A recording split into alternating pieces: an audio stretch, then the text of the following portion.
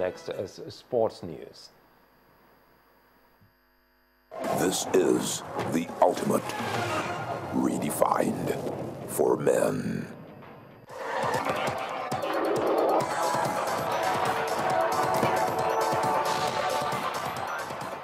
Hello and welcome to Sports News. Nigeria's Super Falcons have not given up hopes of qualifying for the second round of the ongoing FIFA Women's World Cup despite having just 1 point from 2 games. Nigeria can advance to the knockout rounds of the competition with an outright victory over the United States in the early hours of tomorrow. The girls are aware that beating the US team might be an uphill task, but they believe they can sneak into the round of 16 by picking one of the 4 slots reserved for best losers if other results go their way. The game will be played Tuesday night in Canada, which will be 1 a.m. local time on Wednesday here in Nigeria. 7 clubs in the Nigeria Premier League have chosen alternative venues to prosecute the remaining games of the 2014-15 season. Abia Warriors and Heartland have decided to play their home games at the Eyimba International Stadium in Aba. Akwa United will play at the Akwa Ibom International Stadium. Ifeanyi Uba FC will play at the Rojeni Stadium in Onitsha, Anambra State. FC Taraba are now to play at the Aparako Stadium in Makurdi, Benue State. El Kanemi have decided on the Sani Abacha Stadium in Kano or the Karkanda Stadium in Katsina.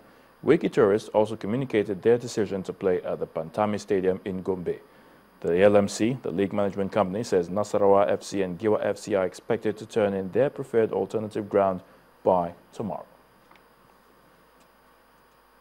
Italian giants AC Milan have announced the appointment of Sinisa Mihajlovic as the club's new coach on a 2-year contract.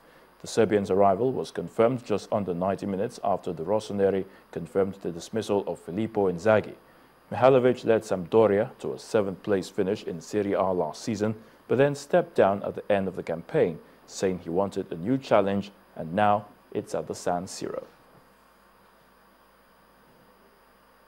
Delta State has emerged winner of the Lagos Female Karate Championship, which ended at the Molade Okoya Thomas Sports Hall of the Teslim Balogun Stadium in Surulere, Lagos. The state topped the medals table with 4 gold, 1 silver and 1 bronze medals at a one-day competition that attracted 7 states in Nigeria, Benin Republic and 2 martial arts clubs.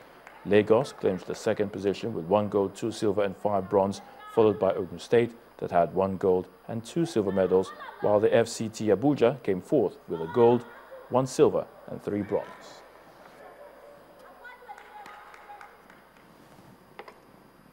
Well, that's a wrap on Sports News. I'm Ayotunde Balogun Sulaiman. We'll be back with the rest of the news at 10.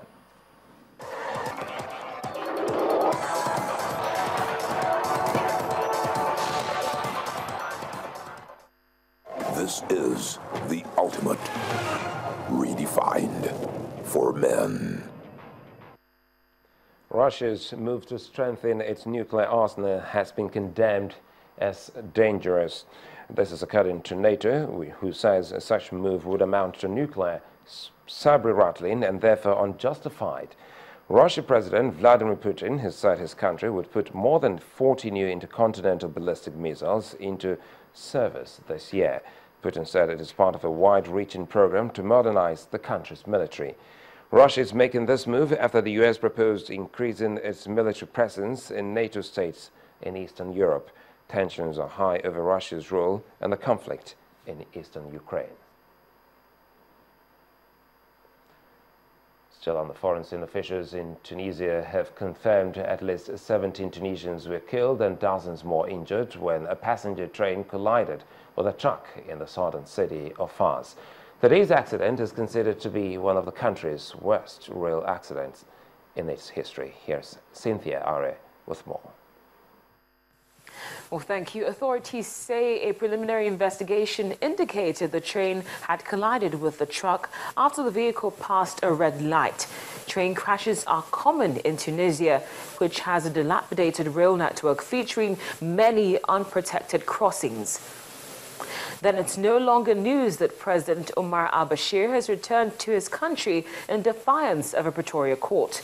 What is news, however, is that the court says the ruler who faces genocide charges should have been arrested to face the ICC.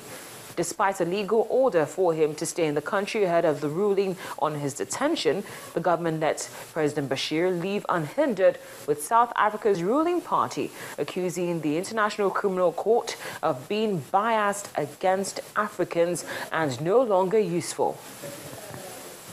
Speaking of the ICC, judges at the International Criminal Court decided that the opening of Mr. Ntaganda will take place at its headquarters in The Hague, not near the site of his alleged atrocities as earlier planned.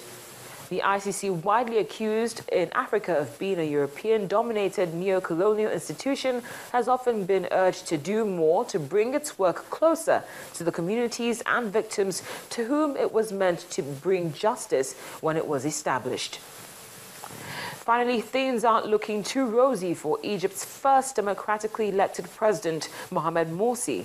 An Egyptian court has upheld the death sentence imposed on the ousted ex-president over a mass jailbreak. The sentence was initially passed in May, but was confirmed after consultation with Egypt's highest religious figure, the Grand Mufti. That's the foreign news wrap-up. It's back to you, Sulaiman. Many thanks, Cynthia. The main news again. Members of the House of Representatives have worked towards developing a legislative agenda. The International Extractive Industries Transparency Initiative has asked the federal government to implement past reports of the Nigerian Extractive Industries Transparency Initiative. The Department of State Services have tendered video evidence of confessional statements made by 3 men accused of kidnapping Lagos lawyer Chief Mike Ozekome.